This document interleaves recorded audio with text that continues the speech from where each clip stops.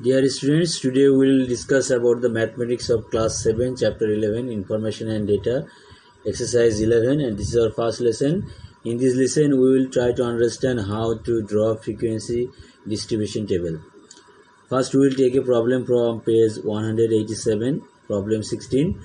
Here it is given the wages per hour in Taka of 30 laborers are as follows. Here the data are given here in Taka. So make a frequency distribution table with 5 years class interval. So let us study the solution. Before drawing the distribution table, we have to do some basic works. The basic works are, first we have to find out the lowest age, that means lowest data, that is 20 taka, and the highest data, that means here highest wage, that is equals to 50 taka. Now we have to find the range, and to find the range the formula is highest data minus lowest data plus 1. That means here for this problem the formula will be highest wage minus lowest wage plus 1. Highest wage is 50, lowest wage is 20, then plus 1. So the difference is 30, then add 1, and the range will be 31. Now we have to find out the number of classes. How many classes we have to need to draw? I have to calculate that things before starting or drawing the table. So number of class formula is range divided by class interval. We have got here range is 31 and class interval is already given 5. So now divide 31 by 5. So the division is shown here, 31 divided by 5. So if you take 6 times, 31 remainder, then take a 0 here, put here 0, then it will be 10, take 2 times 5, 10, that is equals to 6.2. So class interval cannot be fractions, so we will make this thing round figure 7. That means we need to make 7 classes. Now the required frequency distribution table will be as follows. So here we have to draw the frequency table like this way. Here there will be basically 3 different columns. This column is for class, this column for is telemark, and this column is for frequency.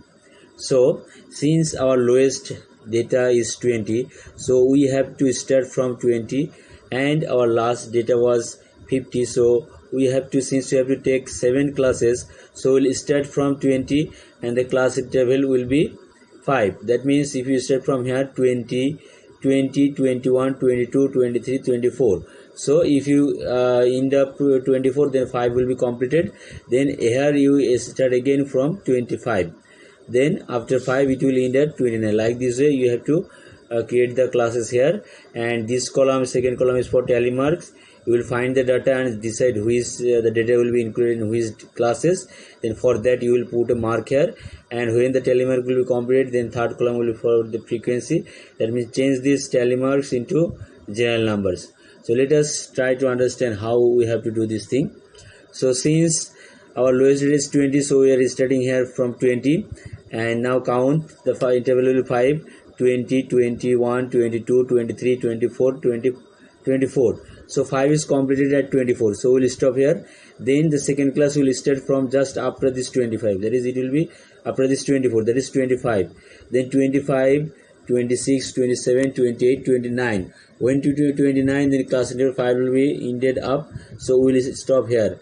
Then next one class lower limit will be start from 30 and end with just upper class interval 5, that is at 34. So this is how we have to calculate, or we have to find out our classes. So starting from 20, then 24, 25, 29, 30, 34, 35, 39. You can use another way, that is taking the first class 24, 20, 22 to 20.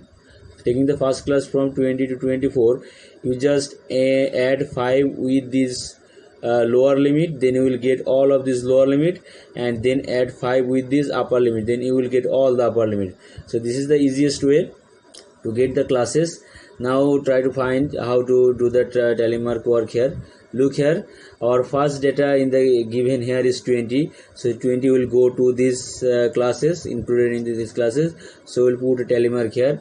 Then second data is 22, 22 is also included into this class, so we'll put another telemark here. Then 30 will be included into this class, so we'll put another telemark here.